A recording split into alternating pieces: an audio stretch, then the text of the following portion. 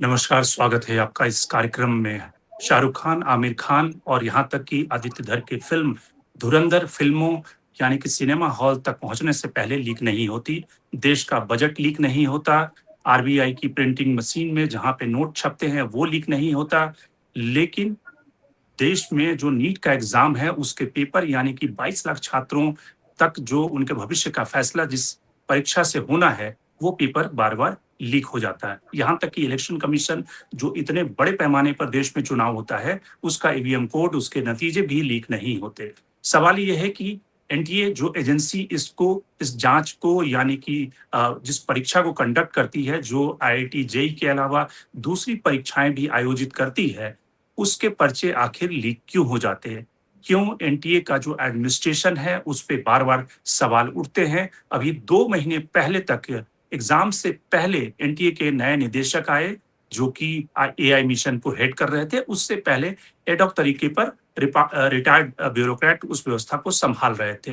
2024 में जब एनटीए के ज़रिए जिस नीट एग्ज़ाम के पर्चे लीक हुए, उसके बाद उस समय के जो डायरेक्टर थे, उन्हें हटाया गया और नए एक रिटायर्ड ब्यूरोक्रेट को वहाँ पे लगाया गया। तो सवाल है कि ये पर्चे बार-बार क्यों लीक होते हैं? आज शिक्षा मंत्री ने ये दावा किया है कि जाँच की सुई उन तक पहुँचेगी, जो अंतिम व्यक्ति जो इस केस में घोटाले में शामिल हैं, उन तक पहुँचेगी। लेकिन कई सारे रिपोर्ट ये कह रहे हैं कि जो शुरुआत हुई, यानी कि जो पेपर लीक की शुरुआत हुई, वो एनटीए के दफ्तर से हुई, यानी कि एनटीए का ही कोई व्यक्ति जो कॉन्ट्रैक्चुअल सिस्टम पे लगा हुआ है, वो कहीं न कहीं इन्वॉल्व है।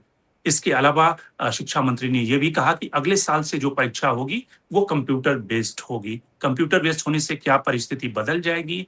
क्या बेहतर हो जाएगी? या तब भी ऐसे ही लीक होते रहेंगे, पेपर लीक की घटनाएँ आम होती रहेगी?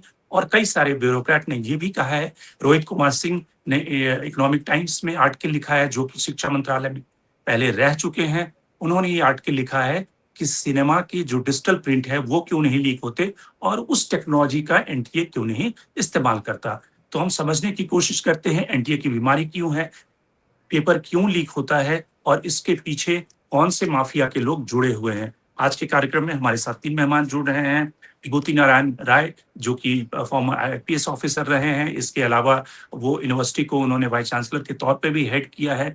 वो हमें अपना जो अनुभव है वो बताएँगे। साथ ही एसपी सिंह जो कोचिंग इंस्टीट्यूट चलाते हैं एंड जो नीट के एग्ज़ाम के लिए बच्चों को तैयार करती है और सुनील शुक्ला जो सीनियर जर्नलिस्ट है, वो हमें बताएँगे इसकी पॉलिटिक्स। लेकिन सबसे पहले विभूति जी आपसे शुरुआत करते हैं क्योंकि आपने एडमिनिस्ट्रेशन सँभाला है, एक यूनिवर्सिटी का आईपीएस ऑफिसर रहे हैं, आप शिक्षा व्यवस्था को देखा है, तो एनटीए की आखिर प्रॉब्लम क्या है? क्या वहाँ पे एड हॉक व्यवस्था जो चल रही है, ज़्यादातर कॉन्ट्रैक्चुअल ऑफिसर हैं, स्टाफ हैं और जो पेपर का ट्रेल है, वो तकरीबन 6-7 जगहों से गुज़रता है। इंडियन एक्सप्रेस ने उसपे स्टोरी की है कि किन-किन चरणों से ये पेपर गुज़रता है, सिलेक्शन के पेपर सिलेक्शन से लेकर किस तरह से वो परीक्षा केंद्रों तक पहुँचता है, प्रिंटिंग प्रेस और इससे पहले एनटीए के ऑफ़िस में भी कई सारे लोग उस पेपर को देखते हैं।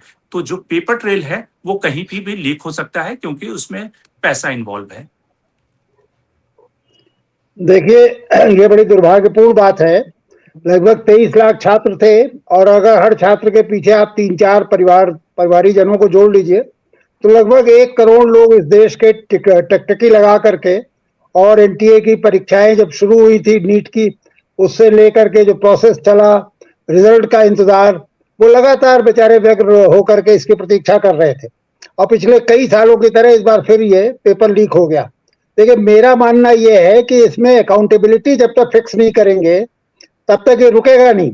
अकाउंटेबिलिटी का मतलब तो टॉप पे बैठा हुआ, जैसे जो अगर फौरन उसके खिलाफ कार्रवाई ना हो और कार्रवाई ऐसी कि एग्जाम्पलरी हो।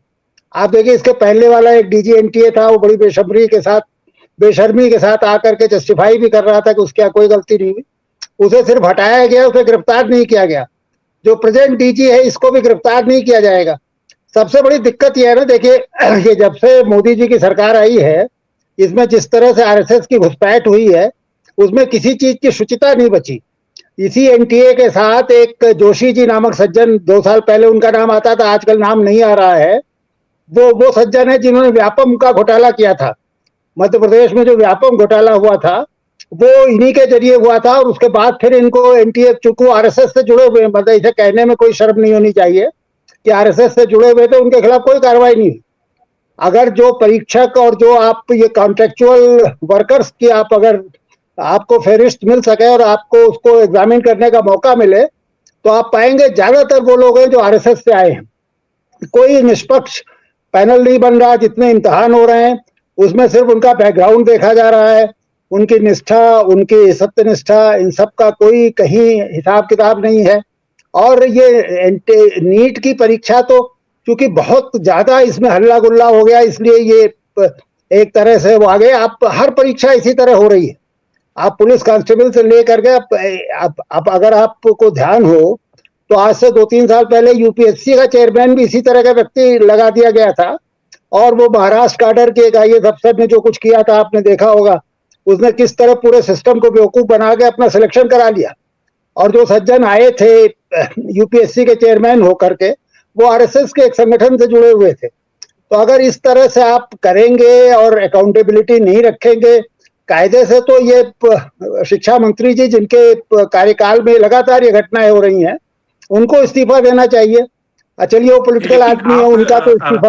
विभूति जी, आप ये कह रहे हैं कि रिस्पॉन्सिबिलिटी फिक्स होनी चाहिए टॉप पे, लेकिन जो परीक्षा जी का जी। पैटर्न है, आपको लगता है कि परीक्षा के पैटर्न में ही दोष है? अगर पेपर ट्रेल होगा तो वो तो 6 जगहों से 7 जगहों में, अगर 5,000 लोगों के हाथ से अगर गुजरेगा पेपर, और जिस तरह के पैसा इन्वॉल्व है उसको लेकर मेडिकल के एडमिशन में, कोई भी लीक कर देगा। देखिए सिर्फ ये सरकार पहले से बता दे कि हम डीजी एनटीए को जेल भेज देंगे, अगर ये पर्चा लीक हुआ तो डीजी जेल जाएगा, एक बार आप कह दीजिए खाली।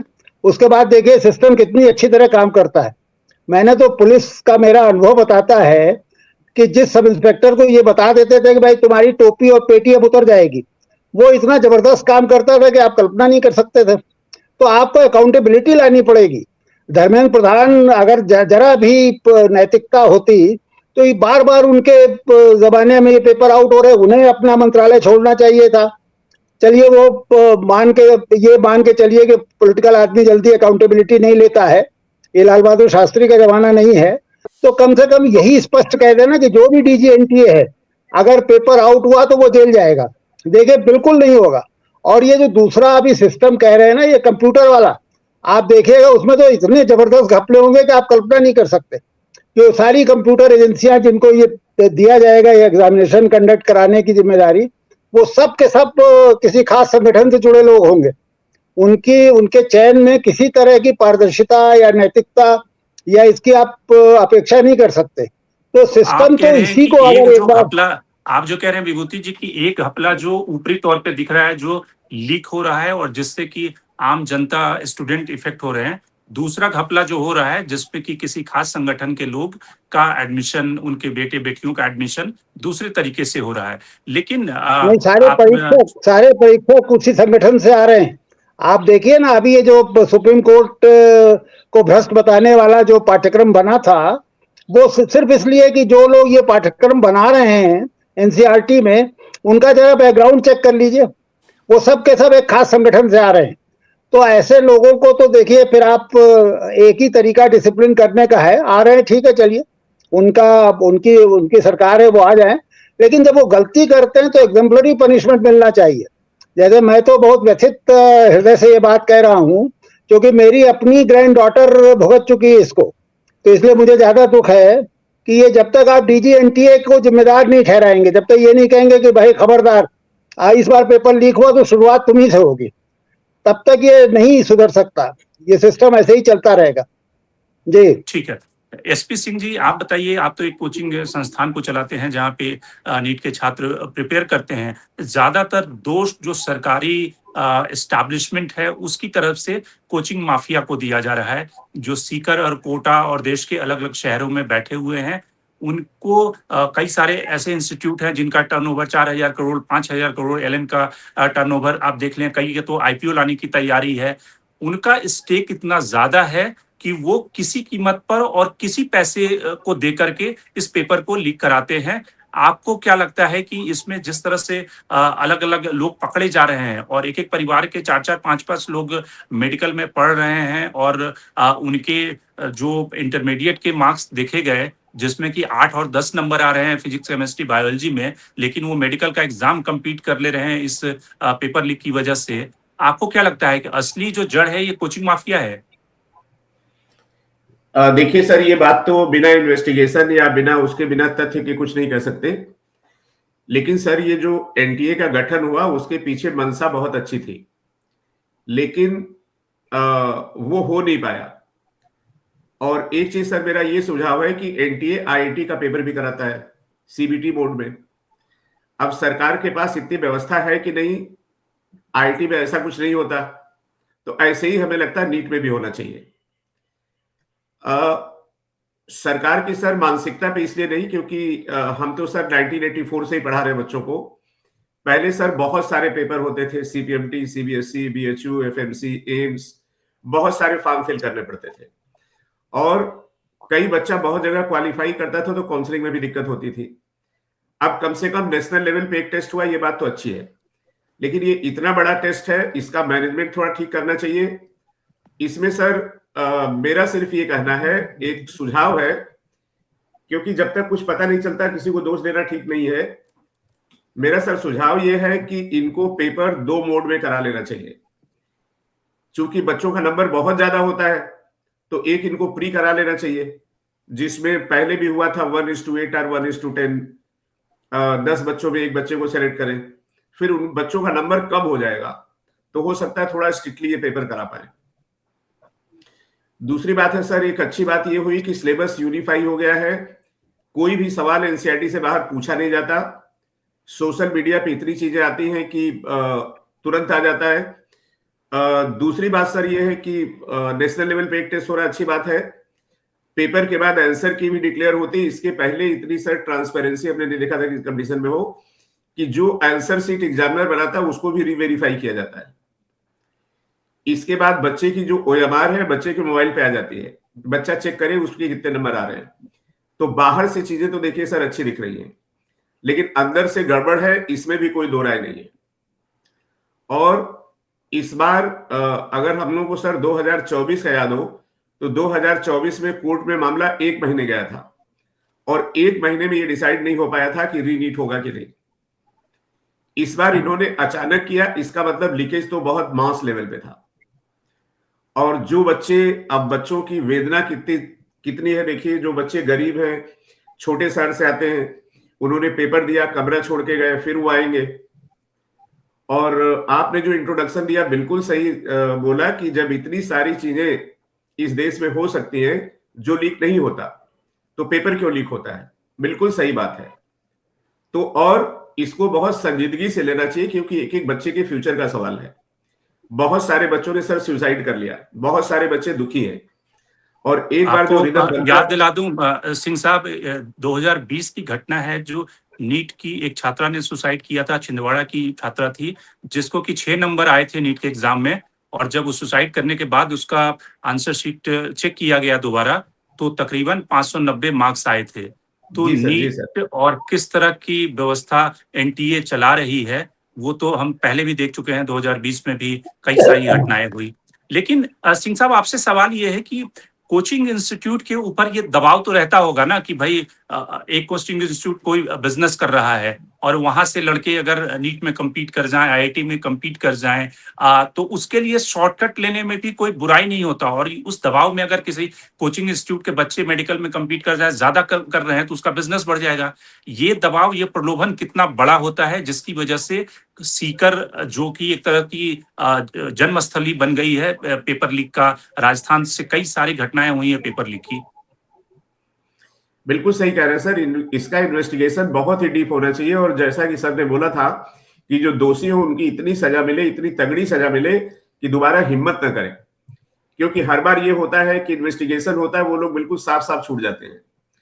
मेरा एक बात और कहना है सर कि जो जब सीपीएमटी होता था, वो यूनिवर्सिटी कंडक्ट कराती थी, और यूनिवर्सिटी का काम ही होता है साल भर पेपर कराना, तो वो ज्यादा प्रोफेशनल उनकी अप्रोच होती है। एनटीए में क्या है, जितने भी एम्प्लॉय सब कॉन्ट्रेक्चुअल बेसिस पे है। अब हो सकता है उनको वो पूरा मैकेनिज्म अच्छे से न पता हो, कहीं ना कहीं सर फॉल्ट तो है, और बहुत बड़ी फॉल्ट है। और इसमें सरकार को बहुत ध्यान देना चाहिए, क्योंकि बहुत सारे यूथ जो हमारे हैं, जिनके हाथ में इस देश का हेल्थ है, जो डॉक्टर बनने जा रहे हैं, उनके साथ सर बहुत गलत हो रहा है।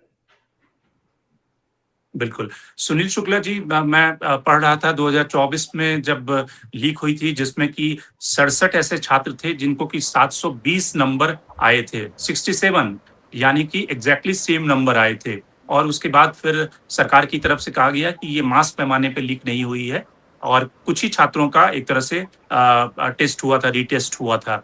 उस समय शिक्षा मंत्री ने ये कहा था कि कॉम्प्रोमाइज हो गया है सिस्टम, और सिस्टम से कहीं न कहीं ये लीक हुई है। आज जब शिक्षा मंत्री प्रेस कॉन्फ्रेंस एड्रेस कर रहे थे, उन्होंने सेम बात कही जो 2024 में उन्होंने कही थी, और उन्होंने कहा कि दोषियों को बख्शा नहीं जाएगा। लेकिन सवाल ये है कि सिस्टम अगर 1 साल में ठीक नहीं हुआ, 1 साल में लीक के बाद भी सिस्टम वैसा ही बना हुआ है, वहाँ पे एड हॉक तरीके से ब्यूरोक्रेट आते हैं, कॉन्ट्रैक्चुअल लेबर आते हैं, ऑफिसर आते हैं, और उसके बाद वो पेपर लीक हो जाता है, व्यवस्था में कोई परिवर्तन नहीं आता। तो आपको क्या लगता है कि इसकी क्या व्यवस्था में परिवर्तन होगा जिससे कि ये लीक की घटनाएं, या फिर जानबूझ के व्यवस्था ऐसी बनी हुई है ताकि कुछ खास लोगों को फायदा मिले, जिसके लिए लीक की घटनाएं होती है? धन्यवाद रमेश जी। ये नीट बना ही, एनटीए बना ही क्यों? क्या जरूरत थी इसकी? क्या इस देश में एनटीए बनने के पहले ये प्रतियोगी परीक्षा नहीं होती थी? और जब इसको बनाया गया तो किस ढाक तरीके से बनाया गया? कितनी खामियां इसके सामने आ गई? जो परीक्षा लेने वाली संस्था है, अगर उसकी संरचना में ही दोषपूर्ण है, तो आप उससे किसी दोष मुक्त परीक्षा की उम्मीद क्यों कर रहे हैं? आज तक इस परीक्षा, आप सोचिए कि जी का इम्तिहान में इतने सालों से इम्तिहान चल रहा है, इतिहास में केवल एक बार पेपर आउट होने की घटना हुई थी, हमारे ख्याल से 1993-97 कुछ इसी तरह का वर्ष रहा होगा। आज तक नहीं आउट हुआ। के पेपर लीक नहीं होते, लीक नहीं होते। सीपीएमटी की परीक्षा का एक घटना याद है जिससे परीक्षा प्रश्न पत्र लीक होने की बात आई थी। आईएम जो इतनी रिप्यूटेड संस्थान है, उसके पेपर लीक नहीं होते। भाई, आप एनडीए का इम्तिहान होता है उसे क्यों नहीं लिख करा देते? आप चार्टर्ड अकाउंटेंट्स का इम्तिहान होता है उसे क्यों नहीं लिख करा देते? समय पैसा इन्वॉल्व है, सबके कोचिंग इंस्टीट्यूट्स हैं, कौन कोचिंग इंस्टीट्यूट नहीं चलाता? ये एनटीए जब से आया तब से क्यों शुरू हो गया? एनटीए लाए ही क्यों आप? अगर आपने एक ऐसा दरवाजा खोल दिया जो पूरी तरह से फुल प्रूफ नहीं है, आपने क्या पुरानी परीक्षा प्रणाली में इस तरह के दोष थे? आपने कहा कि जो कोचिंग इंस्टीट्यूट हैं उनके ऊपर दबाव है। सवाल इस बात का है, जिस कोचिंग इंस्टीट्यूट पर रियल आरोप लग जाएगा कि ये प्रश्न पत्र आउट करा करके अपने परीक्षार्थियों को भर्ती कराता है, वो कहां जाएगा? किसी लायक रह जाएगा क्या वो?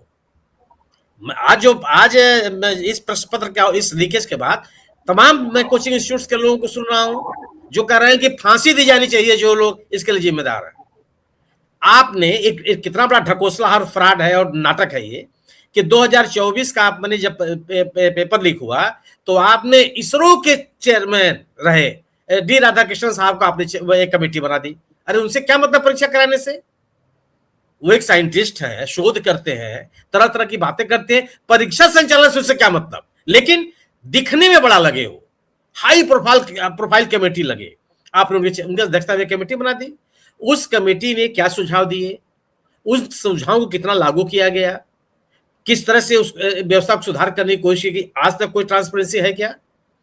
उस समय के जो चेयरमैन थे, अभी कहा राज साहब ने बताया कि उनको हटा दिया गया। हटा के गए कहां? वो किसी मुख्यमंत्री के सचिव बना दिए गए। हटा करके उनको घर नहीं बैठा दिया गया, उनके खिलाफ कोई अनुशासनात्मक कार्रवाई नहीं हुई। वह एक राज्य के, भारतीय जनता पार्टी से आश्रित राज्य के मुख्यमंत्री के सचिव हैं। अगर आप जिम्मेदार लोगों के खिलाफ इस तरह की कार्रवाई नहीं करेंगे कैसे रोक लेंगे आप? और आपने कहा कि सीकर, पिछली बार तो सब घटनाएं बिहार झारखंड से पकड़ में आई थी, वहां के लोग पकड़े गए थे पेपर आउट कराने के लिए। आज सीकर आ गया इस बार, फिर कहीं कोई कुछ और आ जाएगा, और देश भर में प्रश्न पत्र बटे हैं।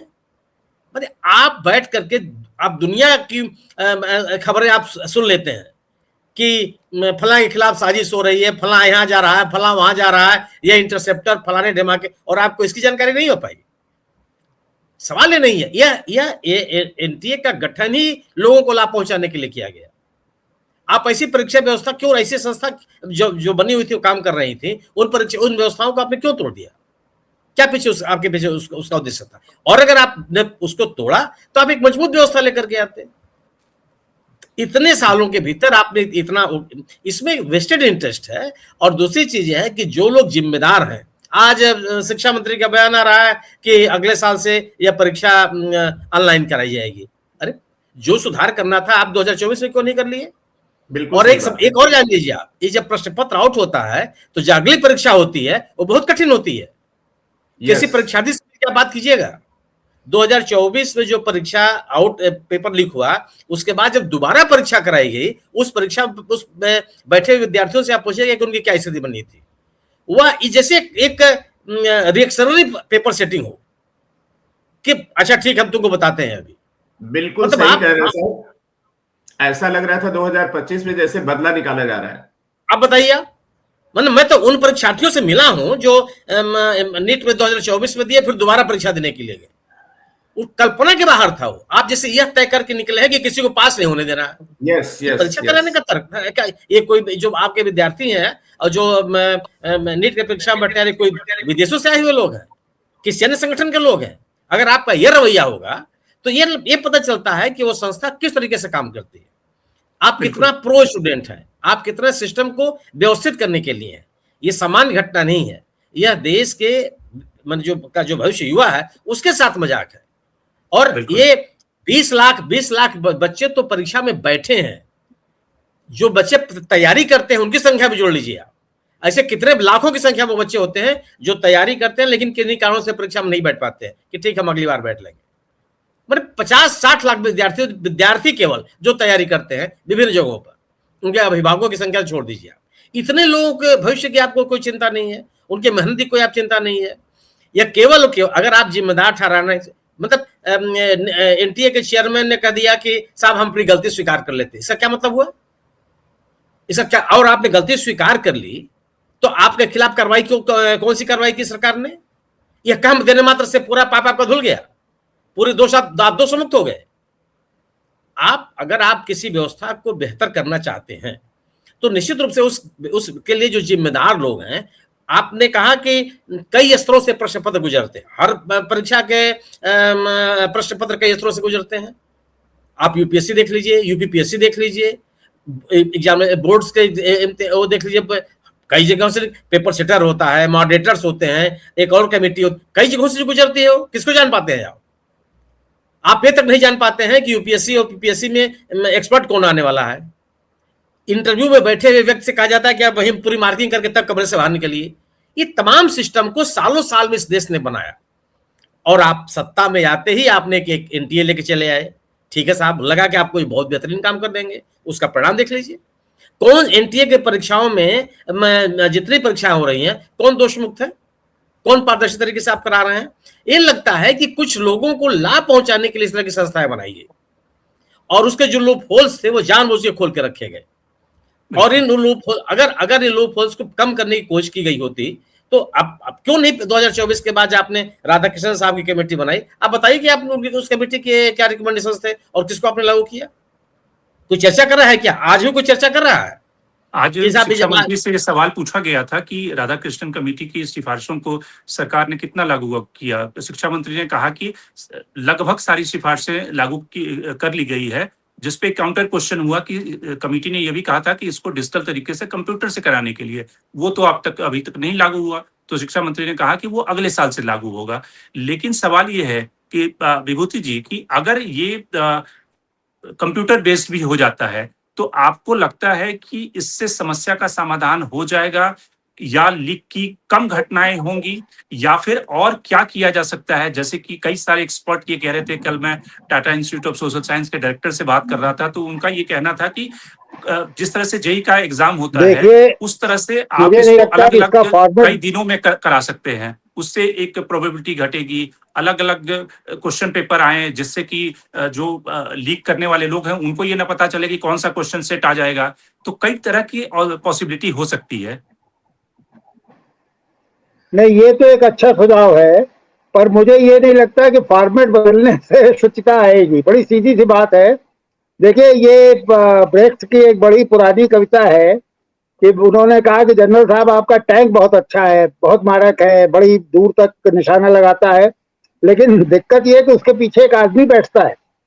तो ये ब्रेख्त की कविता यहाँ भी, आप कुछ भी कर लीजिए, उसके पीछे अगर भ्रष्ट लोगों को आप रखेंगे, अगर अकाउंटेबिलिटी फिक्स नहीं करेंगे, तो आप कुछ भी सिस्टम में परिवर्तन कर दीजिए, उसमें कोई बदलाव नहीं आएगा। मुझे तो लगता है कि जो ये डिजिटाइजेशन वाली बात कर रहे हैं, इससे हो सकता है कि वो और खराब हो जाए सिस्टम। लेकिन सिंह साहब, हमारे देश में रोबस्ट डिजिटल गवर्नेंस का सिस्टम है। हम लाखों करोड़ों अरबों रुपए के रोज ट्रांजैक्शन करते हैं, अलग अलग पेटीएम से, अलग अलग जो फाइनेंशियल ट्रांजैक्शन के डिजिटल प्लेटफॉर्म हैं। तो हमारे देश में डिजिटल गवर्नेंस का, या फिर आप देखें कि एनआईसी जो सरकार की ऑफिशियल ऑर्गेनाइजेशन है, जो कि सारे डेटा को अलग अलग तरीके से मैनेज करती है, उनके डेटा तो लीक नहीं होते। सवाल ये है कि क्या ऐसा रोबस्ट फुल प्रूफ सिस्टम लगाया जाए जिससे कि पेपर लीक नहीं हो, और इसके लिए तमाम तरह के अलग अलग सजेशन है। सरकार में बैठे हुए जो लोग हैं वही इस तरह के ऑप्शन गिना रहे हैं, जिससे कि मैंने उदाहरण दिया कि इकोनॉमिक टाइम्स में रोहित सिंह ने जो आर्टिकल लिखा, जो फॉर्मर सेक्रेटरी हैं, एजुकेशन मिनिस्ट्री में भी रह चुके हैं, उन्होंने ये सजेशन दिया है कि जो हमारे सिनेमा के डिजिटल प्रिंट होते हैं वो किस तरह से सिनेमा हॉल तक पहुंचते हैं, और वो क्यों इतनी बड़ी बड़ी फिल्में, 1000 करोड़ की फिल्में भी लीक नहीं होती, उसके पीछे की टेक्नोलॉजी क्या है। तो इस तरह की व्यवस्था हम पेपर में, नीट के एग्जाम में, आईआईटी के एग्जाम में क्यों नहीं ला सकते, इंप्लीमेंट कर सकते? बिल्कुल सही बात है सर, बिल्कुल कर सकते हैं। बस एक निश्चय की जरूरत है, और उसके पीछे अगर इस तरह के इम्तिहान में कोई गलत उद्देश्य है तो उसको दूर होना पड़ेगा। और सर, एनटीए ही आईटी की भी परीक्षा कराता है, बिल्कुल। और वहां पे इतना सब कुछ नहीं होता। दूसरा, कई शिफ्ट में होता है, उससे बच्चों को चांस भी मिल जाता है। यहाँ पे तो एक बार पेपर हुआ, फिर बच्चे को 1 साल वेट करना है। तो हमें तो लगता है कि जो एनटीए आईटी में मॉडल यूज कर रहा है उसको भी नीट में, और वो नहीं दे पाएंगे सीबीटी मोड में। तो ऐसा नहीं है सर, आजकल हर बच्चा ऑनलाइन क्लास कर रहा है, हर गांव में इंटरनेट है। तो मुझे तो ऐसा लगता है कि इससे बहुत सारी कमियां दूर हो सकती हैं अगर उद्देश्य ठीक है। तो मेरा तो सर सजेशन ये है कि इनको 2 फेज में पेपर कराना चाहिए, प्री और मेंस। दूसरा, सीबीटी मोड में जरूर कराना चाहिए। और तीसरा सर, इनको 1 साल में 2 अटेम्प्ट दे देना चाहिए, जो बेस्ट हो उससे उनको स्कोर मिल जाए बच्चे को। ठीक है। सुनील जी, क्योंकि एक सर अंतिम फिजिकल पेपर जो ट्रांसपोर्ट होता है एक से दूसरी जगह, उसमें तो दिक्कत है, और बहुत बड़ी दिक्कत है। और इसमें भी कोई दो राय नहीं कि सर ये देश का सबसे बड़ा इम्तिहान है। मैक्सिमम बच्चे सर नीट में अपीयर होते हैं। लेकिन उससे बड़ी एक्सरसाइज तो इलेक्शन कमीशन करता है। चुनाव करा लेते हैं, चुनाव के ईवीएम मशीन का कोड लीक नहीं होता, बिल्कुल सही रिजल्ट कह लीक रहे हैं नहीं सर। होते। बस दिक्कत यही है कि जितनी गंभीरता से इलेक्शन कराते हैं, उससे ज्यादा गंभीरता से ये टेस्ट कराना चाहिए। हाँ, तो असली क्योंकि यहाँ इंटेंशन की बच्चों का प्रॉब्लम है ना फ्यूचर कि इन्वॉल्व है। चुनाव को हम काफी गंभीरता से लेते हैं, लेकिन बच्चों के भविष्य को उतनी गंभीरता से नहीं लेते हैं। ठीक है, बिल्कुल एनटीए सही बात डायरेक्टर है के सर। ऊपर छोड़ करेक्ट दिया जाए। Correct correct, agreed sir. बिल्कुल। सुनील जी, एक अंतिम टिप्पणी, आपको लगता है कि सवाल इंटेंशन और गंभीरता का है? अदरवाइज तो जब भारत में डिजिटल गवर्नेंस की इतनी कंपनियां हैं जिनका ट्रैक रिकॉर्ड है दुनिया में, हम इस फाइनेंशियल ट्रांजैक्शन डिजिटल गवर्नेंस में एक तरह से हमने दुनिया में अपनी पहचान बनाई है, तो ऐसा कोई सिस्टम इजाद नहीं हो सकता कि जिससे कि पेपर लीक नहीं हो? सवाल ये नहीं, सवाल ये है कि जो संस्थाएं इस काम को करती रही हैं, आप उनको कमजोर क्यों कर रहे हैं? उसके पीछे क्या मंतव्य है आपका? दूसरी चीज, आप जो डिजिटल व्यवस्था, ऐसा नहीं है अर्जुमेश जी, साइबर क्राइम किस देश में कितना बढ़ गया है, 150 गुना से ज्यादा। और उसकी तहकीकात कितनी पुअर है, कितनी खराब स्थिति है कि जो लोग साइबर क्राइम में अपने लाखों करोड़ रुपया गवा देते हैं, उनकी भरपाई की स्थिति क्या है, कोई पूछने वाला नहीं। कोई सिस्टम आपने मजबूत नहीं बनाया। फिल्मों का आप उदाहरण दे रहे हैं, फिल्में बनती हैं, उसके पहले वो ओटीटी फॉर्म पर रिलीज हो जाती है, उनका औपचारिक रिलीज होने के पहले। सब जगह घालमेल है। अगर आप चीजों को दुरुस्त नहीं करना चाहेंगे तो दुरुस्त नहीं हो सकती। और अगर आपके मंशा ही रहेगी कि सिस्टम से बाहर, उसी सिस्टम के का दुरुपयोग करके आप कुछ लोगों को लाभ पहुंचा दें, आप अगर आपके मन में होगा कि परीक्षा बिल्कुल उसी तरह से होनी चाहिए जो इस परीक्षा के मंशा है, कुछ नहीं होगा। लेकिन अगर आप संस्थाओं को कमजोर करेंगे, तो आप निर्वाचन आयोग को आपने कमजोर किया, परिणाम क्या हुआ? 90 लाख आदमी पश्चिम बंगाल में घूम रहा है, उसका नाम ही नहीं है वोटर लिस्ट में। 2 करोड़ आदमी उत्तर प्रदेश में गायब हो गया वोटर लिस्ट से। ये तो नहीं होता था देश में कभी भी। कहां हुआ? निर्वाचन आयोग की मंशा होती थी कि कोई व्यक्ति मतदाता सूची में रहने से वंचित न रह जाए जो योग्य है। आज आप करेंगे नहीं, निकालना है इनको, ये आपने नारा बना दिया। तो निर्वाचन आयोग की स्थिति क्या रह गई? कितने तरह के आरोप लग रहे हैं? आपने मैंने आप सोचिए कि ईवीएम की आप बात की, ईवीएम को लेकर इतने सवाल पैदा होते हैं। ईवीएम को लेकर के ही तो आपने अभी जो पश्चिम बंगाल में एक विधानसभा क्षेत्र का चुनाव आपने रद्द किया, ईवीएम की गड़बड़ी को लेकर के उसी के टेम्परिंग के आरोप तो लगे हुए थे। सवाल इस बात का है कि अगर आप सिस्टम को मजबूत करना चाहते हैं तो आपको एक जो रोबस्ट सिस्टम बना हुआ है उसको कमजोर मत कीजिए। मैं तो जानना चाहता हूं कि एनटीए के लाने की पीछे मंशा क्या थी? क्या इस देश की जो संस्थाएं, पुरानी संस्थाएं ये काम कर रही थी, उनका परफॉर्मेंस इतना खराब हो गया था? वो तो नहीं है। एक विद्यार्थी का नीट की परीक्षा में जितना उत्तीर्ण होने की लालसा होती है, हाई स्कूल इंटरमीडिएट की परीक्षा में शामिल होने वाले बच्चे को भी उत्तीर्ण होने की उतना अभिलाषा होती है। उसको आप कमजोर नहीं कर सकते। क्या वो सीबीएसई के पेपर्स आउट हो जा रहे हैं? एक तंत्र विकसित हुआ, एक प्रक्रिया विकसित हुई, उस प्रक्रिया को मजबूत किया गया और आपने पूरा लिया, उसको आपने ध्वस्त कर दिया, एक नई व्यवस्था लेके चल लिया। दुनिया भर का आपने ढिढोरा पीटा, एनटीए। ठीक है, सवाल है कि जो कई तरह की परीक्षाएं होती थी, आप उनको एक परीक्षा कर दीजिए, लेकिन संस्था वही रहे जो परीक्षा करा रही है, उसको आपने क्यों खत्म कर दिया? वो इसलिए कि जो लोग उन संस्थाओं में काम कर रहे थे उनका एक कमिटमेंट था और उनके ऊपर एक जिम्मेदारी भी थी। इसमें कोई व्यक्ति एनटीए का नहीं है, सब बाहर के लोग आए हुए हैं, कुछ समय तक काम करेंगे, उसके बच्चे एक्सपीरियंस सब आउटसोर्सिंग है। बिल्कुल, कहां पकड़ के लाएंगे आप उनको? बिल्कुल। तो ये जो पूरा का पूरा तरीका अपनाया गया वही दोषपूर्ण है। बिल्कुल, कुल मिलाकर बड़ी बात है कि ये वन फिट फार्मूला जो है कि पूरे देश के लिए एक ही मापदंड हो, यानी कि एक ही एग्जाम हो, एक ही एग्जाम से एक ही एजेंसी हो जो सारे एग्जाम कराएं। ये फार्मूला कुल मिलाकर नहीं चलने वाला।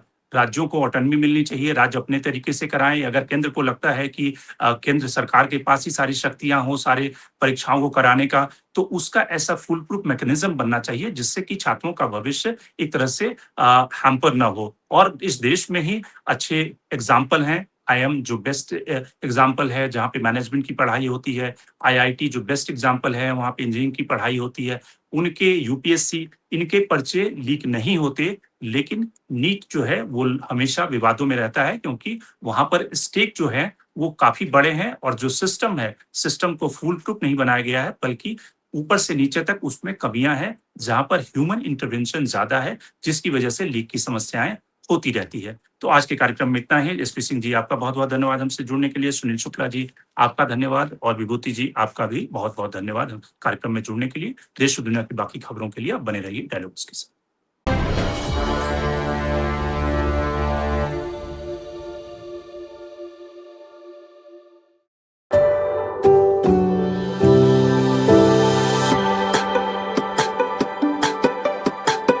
Every book has a journey, and every author has an untold story. Behind every powerful book lies curiosity, courage, and countless conversations. Discover them all on Books and Banter, a Dialogus Digital original series.